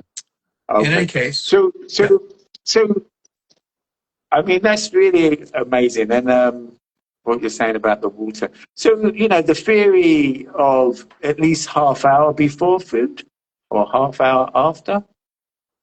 Well, I think 15 minutes before is usually long enough. Water doesn't stay in the stomach very long in most cases, so we can drink water. 15 minutes later, you stop drinking. 15 minutes later, you can eat. After you eat, it depends on what you've eaten and how much of it. Yeah, Um, with small amounts of things like melon, 15 minutes might be enough. If you're eating larger meals and you're eating things like bananas and sapotes, you might need more time. Jackfruit and durian, you might need more time than that. And it's okay, if you're eating something that's not super hydrating, like all those very sweet fruits that tend to be lower in water. It's okay to take a little sip if you need to wet your whistle. But you don't want to sure. drink a glass of water while you're digesting food because you're going to dilute your digestion. Yeah, I mean, someone said they use water to wash down their food, wash it all down. Or I Well, remember they said actually they remembered when they did. I used to. I exactly. remember. I've done so many things like yourself, going back in terms of you know all taught by our parents or what by TV or whatever certain procedures. When we look back on it, it's just like, oh my gosh, where did you ever get that theory from? Yeah, exactly. Exactly. So yeah, I mean, it's, again, I want everyone to understand, and this is consistent. People, right now I have, let me think, one, two, I'm trying to think of the group I'm fasting. There's at least 5 or 6 people who are already eating an optimal diet, but are still very dehydrated. Okay. And this is consistent. The only way we get hydrated is we have to get that giant sponge out of the body, and only then is the body going to be able to absorb all the water from whatever we eat and drink. Now, there's Yeah. one other related piece I'd like to share. There are people out there who say, I remember once recently I had a comment that's on one of my reels. Someone said, water dehydrates you. And I said, you're absolutely right. In exactly the same way that breathing takes oxygen out of your body and eating food takes nutrients away from you. Of course, those two statements are absurd. Yes. Yes. What hydration is about how much water is in your body. Water can't dehydrate you. Why do people think it does? Now, it's true that certain types of water aren't going to hydrate you very well because, again, without the naturally occurring minerals in water, the water doesn't cross cell membranes very well, and it's not going to hydrate you very well. But the reason people think water dehydrates them. Let me ask you a question, Pete. Do you use a sponge in the kitchen? Yep, we do. Okay, so let's say you've been preparing food and your countertop is wet and you're cleaning up. You have a dry sponge sitting there. What's the first thing you do before you wipe up the counter to What's dry the the first, counter? First the thing you do with that first thing? sponge. A dry with a dry sponge, Yeah. and well, I would to the wet to soak up the wet. Yes, Okay, but potentially. before you take that sponge and wipe your Okay. counter, isn't there something you have to do first? You mean give it a rinse? Maybe I'm It's not. not about it's not about rinsing it. It might have been clean when you last used it. Here's the thing. Water is hydrophilic to water. It's attracted to water. Water is hydrophobic to sponge. So the water is not attracted to the sponge, it's attracted to water. When you dampen the sponge a little bit, now it's going to absorb water. Uh, Until you dampen the sponge, it doesn't really absorb very much. The same is yes. true the same is true when you were traveling on the road and doing your things. I'm just plugging my phone in here. There we go. Um, when you go away for a while, you come home, you can see here. I've got right here. It's out of the shot, but I've got some plants on the counter right behind me. Okay, if I go away for a week, Mhm. I come back, the soil is going to be dry. and hard. Yeah. Yeah. Okay. Now, I can't just dump a bunch of water on it. I actually have to get it damp first before it absorbs much water. Because again, the water is not attracted to the soil, it's attracted to water. So we have to get it a little bit damp first. Well, the same is true with the old material in our small intestines. So when we're eating an optimal diet, we're not really we're not activating that giant sponge very much. But when we drink water, now we're dampening that giant sponge, and now it's going to start absorbing water from the body because the body wants to get rid of that stuff, and it has to hydrate it to do that. I'm just Okay, going to, I just have to move this over a bit to get the charge on. So no I am worries. just getting this on because we're having a bit of a, Yeah, no worries. Yeah, I just that's did the same thing. Um, so yeah. okay, so what Am I, happens am is I, am I still in the right position? you are Yes. Great. you look amazing. Oh, well, thank you very much. So when we start drinking water and we start rehydrating, activating this giant sponge, it's going to be absorbing more water from the surrounding tissue. It Mhm. feels like it's dehydrating us, and in a sense it is, but it's not really dehydrating us. It's trying to get the body, it's trying to allow the body to get this old material out of the system, which we have to hydrate to do. So once we get the stuff out of the system, this is no longer an issue. So I always have continued to drink water, even though I've been eating a fruit-based diet now for more than 34 years. That's fun. Yes. But I drink much less than I used to. Yeah, that's amazing. That's beautiful to hear because it's because I just go along through life and work out things for myself because there's so much information, and then you Yeah, become aware there's so much misinformation. And then, right. I could take bits from your ethos, take bits from someone else's ethos in terms of dry fasting. So this has been epic in terms of more of an eye opener for me in terms of the rhetoric that's going on about dry fasting. Would you at all do, for instance, any intermittent fasting? 16 hours, 18 hours with no water as Oh, well? absolutely. Yeah. Okay. If let me, I'd love to talk about that with you for just a moment. Yeah, But okay. if you don't mind, I think there's one more important piece on dry fasting before we leave that behind, Hmm. if that's okay with you. Yes, yes, So, sure. so over the years, I've fasted dozens of people who'd had a dry fasting practice. They're always the most dehydrated people in the group every time, at least within their age range. But here's the thing: they come to me, and I've got them drinking a lot of water while Mm-hmm. they're because in order to get this old material out, we need more every day. More of the old material is breaking down. Now, it's important that you get the right amount of water for your body because too little you become dehydrated. I had a client in Amsterdam fast with me. It was life changing for him. Did 21 days. A year later, wanted to fast again, but came to me and said, "Listen," he said, I love everything working with you, except I disagree with you about the water. This time, I just want to drink when I feel thirsty. Is that okay?" I said, "No." I said, "If you're not going to take coaching, I can't work with you. I need you to be willing to take coaching." So he fasted on his own. He wound up in the hospital for 4 months with 2% kidney function. He almost died. 4 months in the hospital.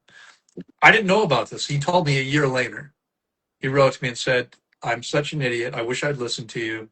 Um, Here's what happened. I want to fast again to heal my kidneys. Are you willing to work with me if I promise to take your coaching?" I said, "Yeah, of course, absolutely." So I guided him through his third 21-day fast. And 3 months later, he went and had a scan. They said, "You're back to 100% kidney function." He was able to heal his kidneys. But he put himself in great danger by not drinking enough. If people drink too much water or too fast, they create a serious problem. We have to sip water slowly because there's a limit to how much your kidneys can process. So you've noticed that I'm sipping throughout. I had very little water so far in an hour and a half, but I'm because I'm taking little tiny sips, Yeah. only little tiny sips. If we drink faster than that, we just pee it out and we lose electrolytes. So we Mm-hmm. have to take the water in slowly, and it becomes a nuisance when fasting. To do this correctly, you're sipping all the time, all day long. Okay, but here's the thing with dry fasting: these people would come to me having had a dry fasting practice, super dehydrated. I'd get them drinking 4 liters, 5 liters, 6 liters of water, whatever their body needed. We're measuring every single day. I'm looking at 30 different metrics with my clients every day to keep them safe and and I guarantee them in writing the best results. They're not going to get the results anywhere else. I mean, I know this because people come to me having already fasted with somebody else and not getting the results they wanted. But here's what happens. We get these dry fasters, we start to get their hydration levels back up, and all the symptoms, all the stuff they thought they healed shows up again. They didn't heal anything. They made their bodies so dehydrated they couldn't detoxify. That's what Right. dry fasting does. Now, by the way, people say, well, you've never done it. I have. When all the nonsense started out about all this stuff talking about how powerful it was, I'm like, all right, I'm going to try that. I actually did 3 4-day fasts, no water, 3 times. Nothing happened for me. I was actually okay because I'm the best hydrated person we've ever measured. We've never seen anybody as hydrated as me. We've seen a few people close, but the average person is much more poorly dehydrated, and they dry fast, they're putting themselves in serious danger. And even when they go back to eating perfectly, they've created such a problem they never recover from it. Every time we dry fast, every time And we're you're, and dehydrated. you're talking, when we're talking about dry fasting, we're talking probably potentially going into 2, 3, 4 days as opposed to intermittent. Well, When I I say mean, intermittent, 18 yeah, hours. Something I mean, listen, right. Even 18 hours doesn't make any sense. like. Okay. My clients wake up more dehydrated than they are at the end of the day after they're drinking. So if you wake up, being dehydrated is hard on your kidneys. Remember, everyone's walking around significantly dehydrated already. Mhm. All dry fasting does is make you more dehydrated. Again, people think they're better off because their symptoms go away, because symptoms are evidence the body's cleansing or healing. But we're not helping ourselves by making ourselves more dehydrated. And that's what they're doing. That's all they're doing. They're making themselves more dehydrated. I mean, let me clarify. Yeah. Because they're not eating, there are some benefits of fasting that occur. But the detoxification depends on having enough water. There's going to be precious little detoxification happening if they're not drinking anything. Okay. So I think that's really important to understand. Now, the good news is no matter what you've done to yourself, as I said earlier, if you're not dead yet, you can still improve. Maybe not completely. Sometimes you get enough damage, it's hard to recover from. But we can almost always see huge improvements when someone fasts both long enough and properly. Okay, so I just wanted to get that in because it's really important. It's not just a belief about this. I can see when we get these people hydrated, they haven't fixed anything. They were just so dehydrated, their body could not detoxify. Okay, I'm sorry. You had asked me about what? No, yeah. So it's amazing, isn't it? Because water fasting has been going on for quite a bit, and even I would reiterate, it's like we talk about Jesus 40 odd days, etc. And I'm like, no, he dry fast. However, and then you get in the breath variant. That's another topic. You know, on a level, it's beautiful hearing what you're saying, and of course, we don't have to take in on the information. Everyone, we tend to cherry pick what we feel is serving us. However, from what you have explained and knowing you well from the past, um, it feels very truthful. Well, So I'll share one more. I'll share one more okay, interesting piece with you, Pete. yeah, yeah. Uh, Several years ago, I was in Gdansk, Poland, giving a full day seminar. I've had the privilege of speaking all over the world, and 35 countries so far. And I was in Poland giving a full day seminar, and I'm talking about this issue, and a man raised his hand. And I said, yes. And he said, Loren, he said, I'm a large animal veterinarian. He said, first of all, you're absolutely right. Every animal instinctively fasts when it's sick enough or badly enough injured. That's absolutely true. That's what happens in the animal kingdom. Hmm. He said, but animals, is my experience he said, I'm a veterinarian for 25 years. My experience is that animals, so no animal ever says, for the next week, I'm not going to eat or drink anything. They're listening to their body. Their body says, stop eating. And because animals, generally speaking, animals in nature aren't eating crisps or biscuits or all this dry stuff. they're eating the diet that their body was intended for.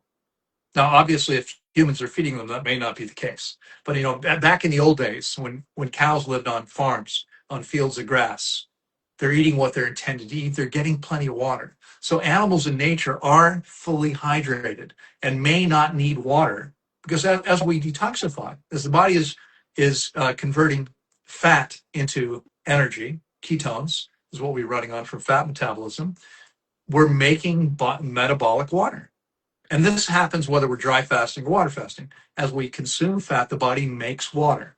Okay. However, because the average person is already severely dehydrated and they've got this giant sponge in there absorbing water, that's never going to be enough water without drinking water. Okay. But the animal who doesn't have a giant sponge because they've only eaten grass their whole life, if they're a cow or sheep or a goat, they don't have biscuits and peanut butter and jelly sandwiches and Pop Tarts stuck in there. All they've got is whatever they're meant to eat. It's moved through their system perfectly well. They eat, they poop, right? They don't go 4 days without pooping if they're eating the diet they're meant to. Okay. So because animals are hydrated already because they're eating optimally, they may not need to drink when they fast. But the veterinarian said when they do, they go find water if they can. I mean, some animals, maybe they're so sick or so injured they can't move and they may die. But animals don't ever say, no. I mean, I've seen videos of people, including a friend, an English woman, making these videos where I'm so, I can barely speak, but this is good for me. I'm like, oh, your body is screaming at you to drink something. Okay, you're not listening. Yeah, I pointed at me because I was 4 days on my dry fast, and that was me, 4 or 5. I did an 8 day dry fast. It was an experience. I did the year before, this is like 6 years ago, I did a 3 day experimented a bit like yourself, Yeah, and then I did a 3 day dry fast the year after. I knew nothing of dry fasting 7 or 8 years ago, and the yeah, first 3 days, I must admit, I know about my kidneys, and it was feeling like someone was hammering. So I stopped. The next year, I was doing a little bit of work the first time. The next time, I did 3 days dry fasting, and I took it a little bit more easy. Same again, I stopped because it felt like my kidneys were being hammered. The yeah, following year, I did do an eight day. Now going back, these weren't pre-planned. It's just something arose. It's like, oh, I'll try this now. All my fasts haven't been pre-planned, which is beautiful. yeah. It's just like something's occurred. It's like a bit like the animal. Something's occurred. Okay, good time to do this. To the data that I knew at the time. So I did an 8 day dry fast, and how I got past the 4 to 5 day in terms of same lower back kidney pain, I would say came up.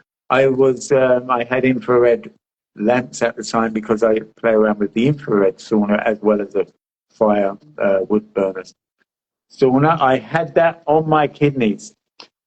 For me, that you may see it something different.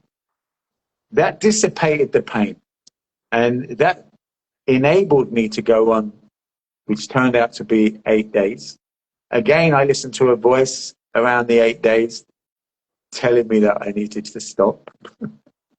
So, however, I could meet a 20-day dry faster, and they may say, why? So it's really interesting in terms of different perspective because Sure, sure. I'm not going to challenge your theory because I think it's a beautiful theory, and I'm going to work with that because I've experienced some of the dry fasting, like you said. You have experimented, Yeah. and I experimented, and Well, I'm still on the fence. so I mean, the science is very clear. As I said before, I mean, first of all, if you're not eating or drinking, especially the average person walking around with a giant sponge of toxic stuff stuck in their body, you're just going to become very dehydrated. You felt this; everyone does. This is even why the dry fasting, gurus say, well, you should only dry fast a certain amount of time. Why? Because you're becoming more dehydrated. This is damaging your kidneys. Now, all your organs are going to be affected by dehydration, but your kidneys are super sensitive to it.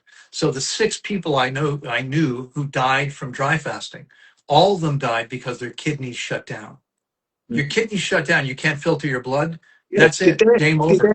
Did they actually die on a dry fast whilst they were dry fasting? Oh, Some of them died while dry fasting, and some of them died afterward. What happened? I mean, again, you damage your kidneys enough, and most of these people were doing two things: they were dry fasting, and they weren't drinking water when they were eating. They weren't drinking water at all. They yeah. never So drank. they're all already highly dehydrated. I mean, Well, I hydrated. mean, again, most fruitarians and raw vegans will say, no, you're getting plenty of water from your food. Mm, But you're not until you clean that giant sponge out. I mean, and here's the thing. mm, So as I said earlier, Pete, I'm looking at 30 metrics with my clients every day. mm. Every Yeah, single simple. day, we talk on a Zoom call. We go over their numbers. I work with people remotely now only. I've been doing remotely for 16 years, more than 2,000 remote fasts already. Hmm. And every day we're looking at these numbers. And the most important one is the last one. It's overall hydration. Mm, Okay. mm. Most people are severely dehydrated, and this is everything.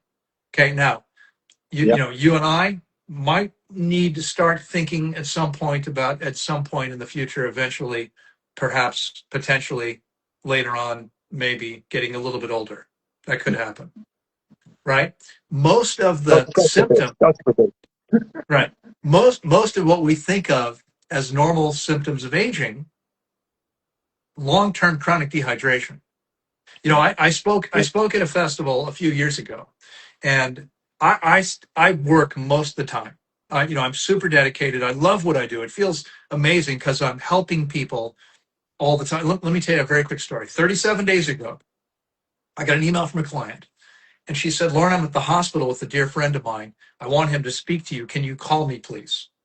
So I called her, and she puts her friend on the phone. He's in the hospital, emergency, heart failure. Okay, congestive heart failure. His blood pressure that day was 254 over 130.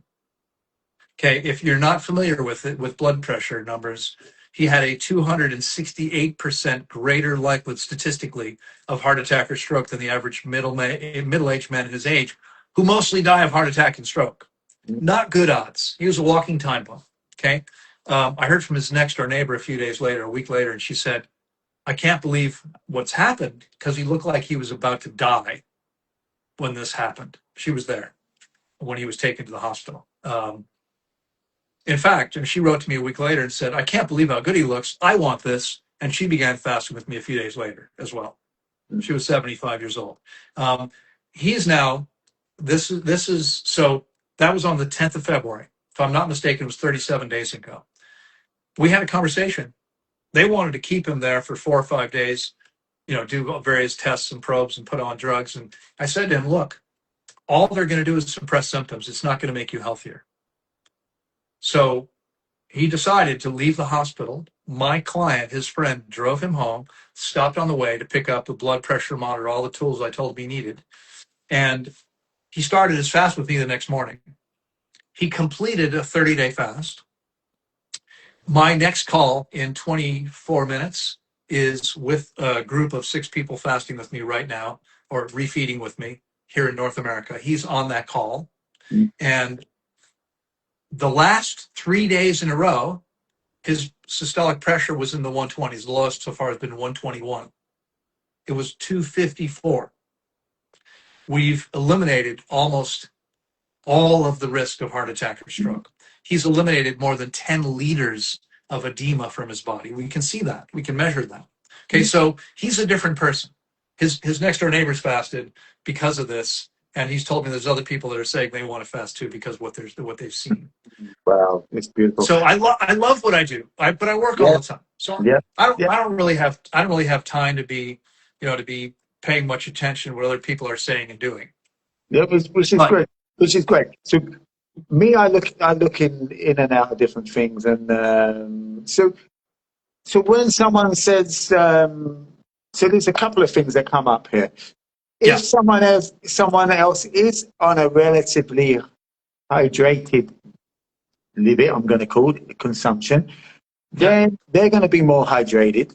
If they're more on fruit, someone might say, well, I just have fruits. I just keep doing fruits. That's going to resolve the issues. It's going to resolve, Yeah. the hydration. Some people say just melon, or some people just said, I get all my liquids. I won't mention certain names.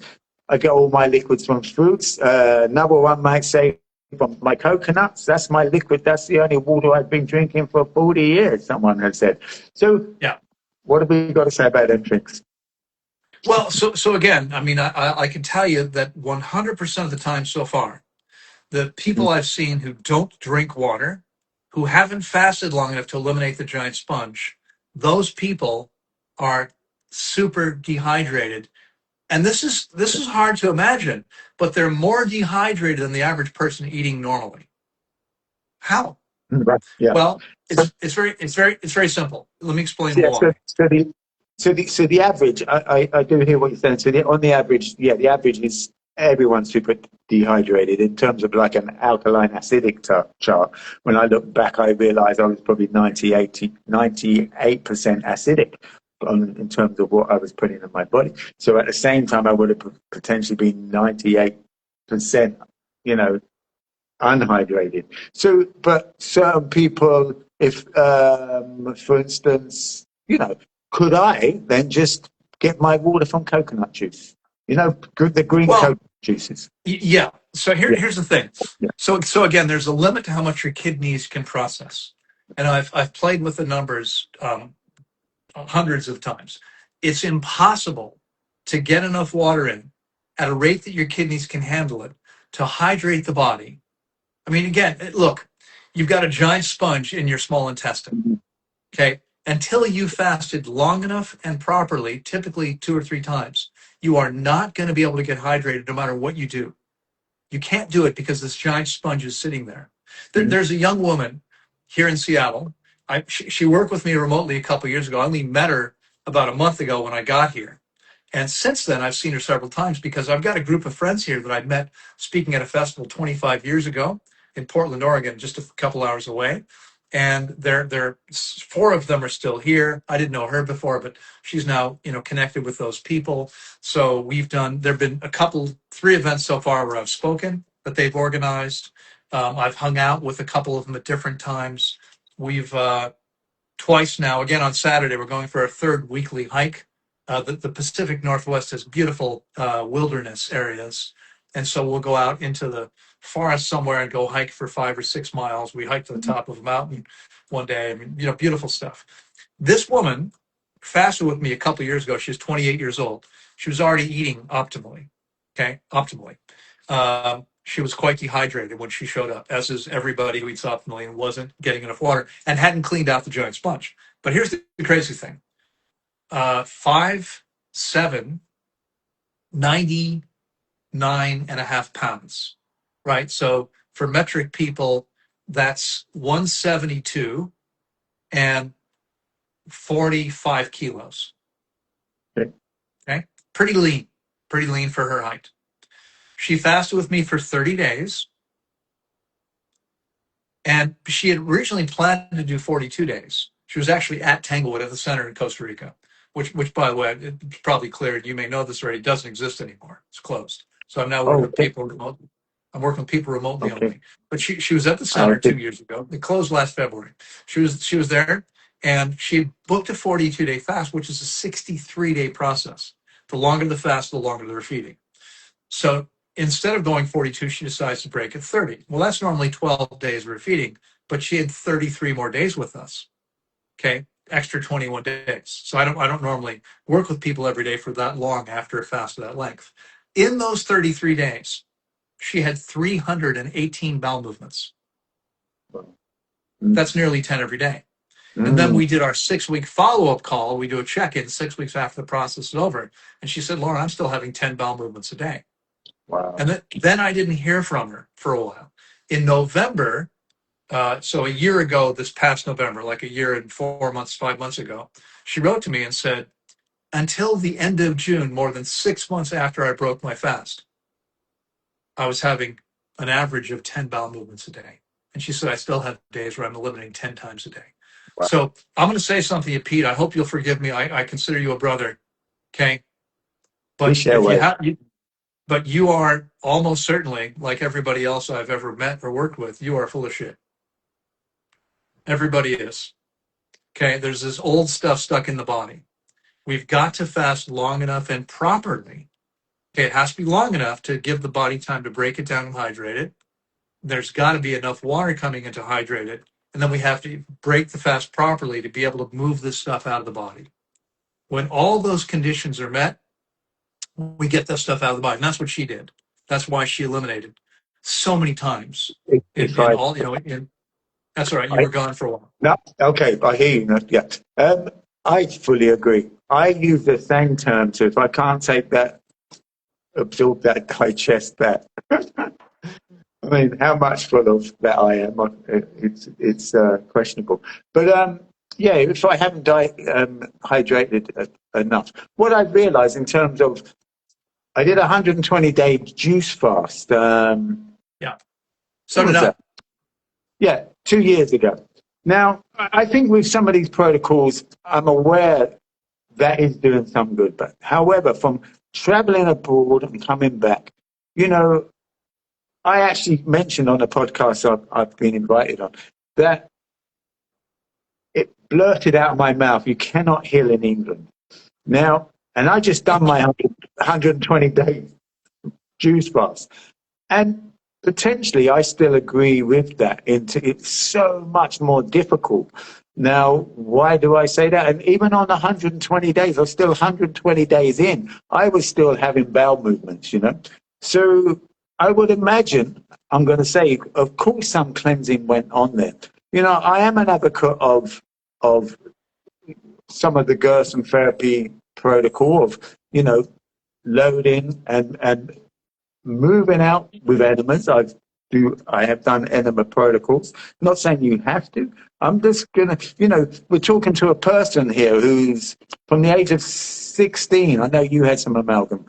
I had 18 amalgam mercury fillings in my mouth from the age of 16, and I had them for another 27 years of my life. And I was in a car industry, classic car restoration, for another 20 years. So I had heavy metals. So once again, if we sat down together going back, if I was a client of yours, as I would share with other people, you find out about their story. Now, I was heavily toxic, heavily toxic. That's why Sure. the 18 years ago I had a massive wake up call. And that's why I really jumped in, potentially like yourself, but you found a different way at 23, a different protocol. So I jumped into many protocols and looked at so many different protocols. And this is why I invited you on as well, which is beautiful to invite you on and hear what you've got to say, because, you know, the name of this is called the living field. So you're part of the, you know, someone sharing your experience of really being in a living field, you know, living experience.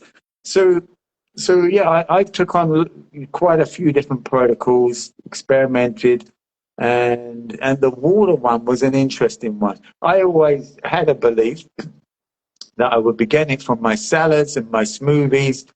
And as I'm hearing here, I will agree with you. My journey from, we were so many months in Morocco, that was a massive, big step, you know, because we had more 50% sunshine, better fruits. And then we've been, let's just say, auspiciously ended up in Brazil. And I am so aware my body is healing, really, Yeah. from the Yeah. fruits, from the sun. So when you're in There's no it, you question don't about it. know. Yeah, When no, you're in I it, you agree with don't you know. completely. We're tropical animals. We need regular sunlight. And if anyone here is listening from the UK, the sun is that big yellow thing you've probably seen in pictures somewhere. Um, case you don't actually see it in the UK very often. We need sunshine on a regular basis. We need fresh food, which you can't get in most places. Every day of the year, it's being shipped in thousands of miles to the UK. It's not going to be as fresh. It's not going to be as healthy for you. We need fresh air. Our skin should be breathing. Here I am wearing two layers because even inside the apartment in Seattle in March, it's not tropical, right? And so we want to be living, ideally we're living in a place. When I lived in Costa Rica 20 years, I was in shorts and flip flops most of the time. If I'm giving a lecture, talking to my clients, I'd have a shirt on out of respect for them. But otherwise, my skin was breathing most of the time, most of my skin, right? We need all those Sure. things to be as healthy as possible. Now, I've worked with hundreds of clients from the UK, including many people who work with me remotely. You can heal in the UK to some degree. You can take your health to a much higher level.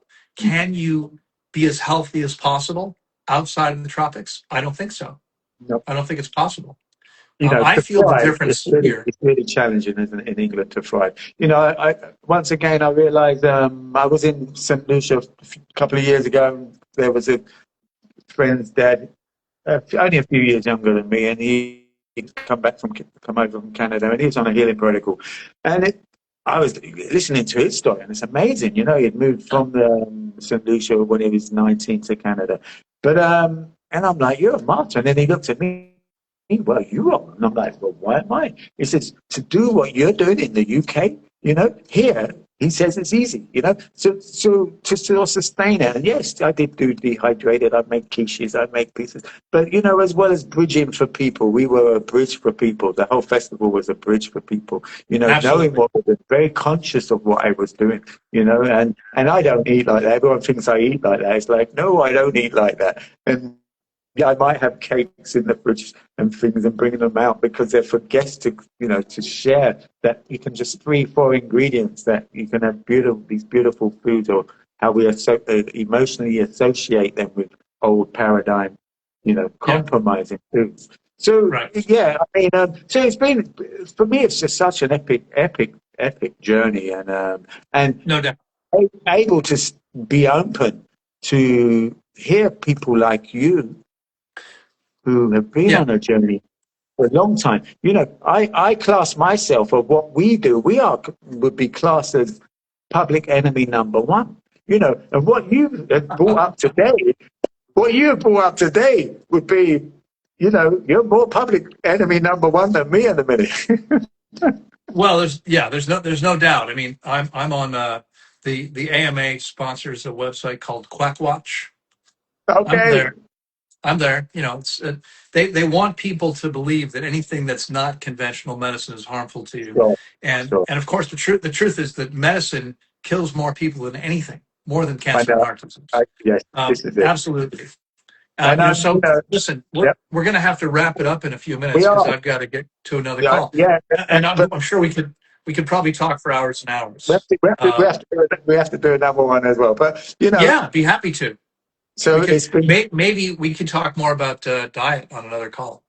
Mm, yes. But And so, what I wanted to share here was simply that um, everyone's got their own journey, as you said. You've had your journey. I've had my journey.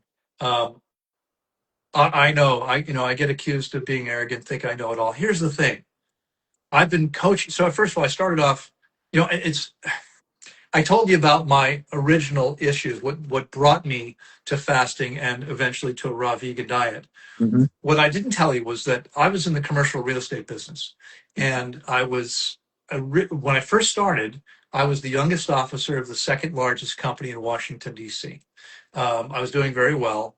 I wound up leaving to start my own small firm, and but what happened was the change in me after I started fasting. The change in me was so dramatic that people would come up to me if they knew me, they hadn't seen me for a while. They'd say, "Oh my God, you look amazing. What did you do?" And then, could you help me, or could you help my spouse, or could you help my kid? Could you help my parent? I have a friend that needs help.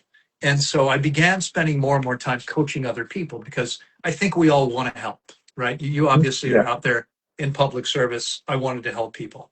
And so I began doing that. Mhm, And that wasn't my original goal, but that's what I wanted to do. Well, so I've now mm, worked with more than 16,000 clients. I've guided more than 12,000 through long fasts. Most of the time, people who come to me to fast have already tried juices mm, and supplements and medication. They've tried everything else because this seems yeah, pretty radical. Going three or yeah. 4 weeks without food seems radical to most people, and it's not to me anymore, but it did once. So usually they come to me after they've tried everything else. I did. I also did 120 days on juices, and then I did a week on water, and I said, "Holy crap! I'm never drinking juices again." Now we can talk about juices. Again, I would say I don't believe juices are particularly good for you. Mm. Far inferior to whole foods, but for the average person. The average person starts drinking only juices for a week or a month or 2, 3 months. What happens? Well, they're going to be healthier than before because it's better than whatever they were doing before. We have to remember that everything's relative.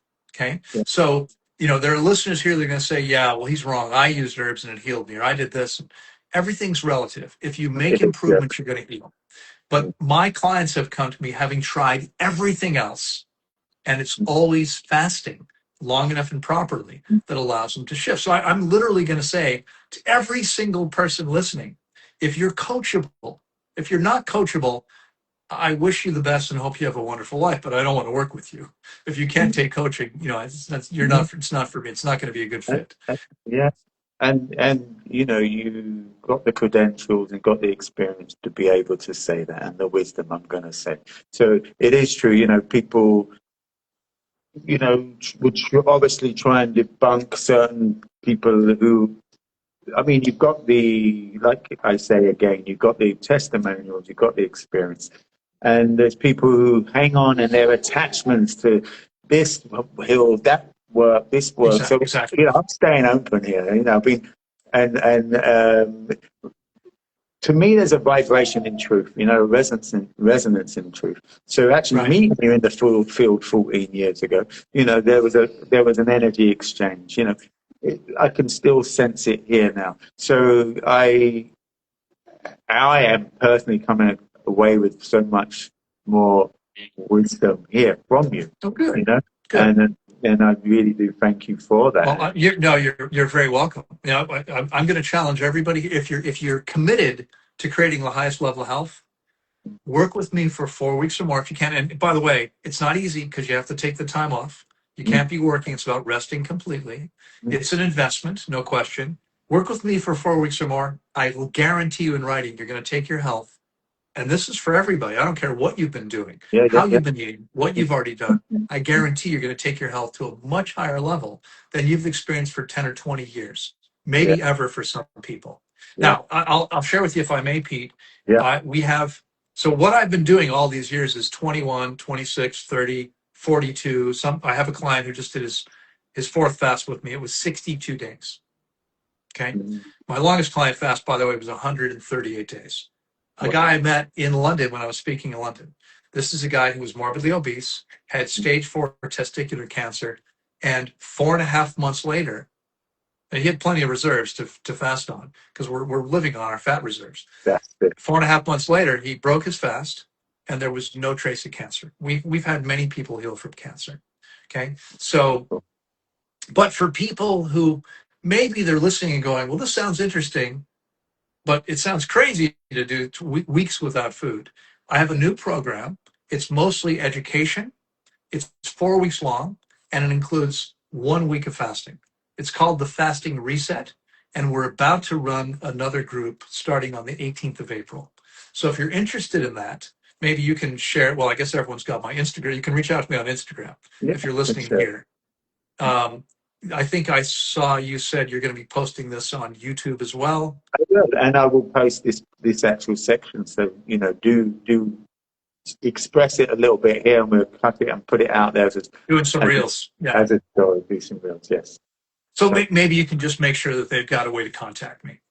definitely, definitely. And Okay. so for just quickly, just for the people in England, then you coach. What in terms of water? Giving Yeah. some people some tips. What do you suggest for them to drink? Well, if you live in a place, I mean, if you can go get clean spring water, what I would do, you were talking about where you when you were skeptical about the spring. I don't blame you.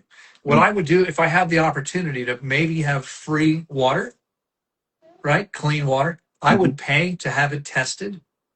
And yeah, maybe every once in a while, again, get it tested to make sure it's still clean enough to drink. yeah, Obviously, if you're drinking it tastes bad or you start to feel bad, then I would immediately get it tested. But yeah, I would drink spring water. There are places. I've got a friend in Oregon. I'll be visiting him in a couple of months.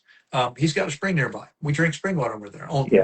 And Um, if someone was doing a 7-day fast or whatever, spring water. I mean, they were around Glastonbury area. That apparently the water has been tested, does get tested. There's some yeah. places that do get tested, so that would be recommended to make sure that And places if the you water. don't have access to clean spring water from the ground, what can you buy ideally in a glass bottle? That's going to be best. Next best would be there are some filters that do a good job of removing chlorine and fluoride and other impurities. They do a pretty good job. Berkey, for instance, I'm told I is mean, pretty there's good. that machine. What's it called? A Kangen, Kangen. That's an Well, interesting. if you're gonna use a Kangen machine, what you don't want to do is alter the pH because alkaline water that's just nonsense. It's Yeah, natural waters between pH 6 and 8. Making it higher doesn't do anything for you. yeah. Okay. In fact, what you can do is you can neutralize your stomach acid if you're drinking very alkaline water. It's not a good idea. It's not natural to us. Again, it comes back to what would I do? What would I be doing? What would I be consuming if I lived in nature? You'd be drinking spring water around 7, between 6 and 8 normally. That's all you need. You don't need it to be more than that. Pete, So I've got to run. yes, Great to so see you. it's been amazing, and thank you so much for the information. And this is the living show, field, should I say? It's been beautiful having you on, sharing. Wow, some really interesting insight. Thank you ever My so much. pleasure. If you want to set it up, you want to do it again sometime, let's make it happen. I definitely would. I've still got All right. lots of sharing to happen. Take Thank you care, ever so Pete. much, Great to see you again. Bye and bye. thank you everyone for coming and sharing this room with us. Big love. Thanks, everybody. Bye bye.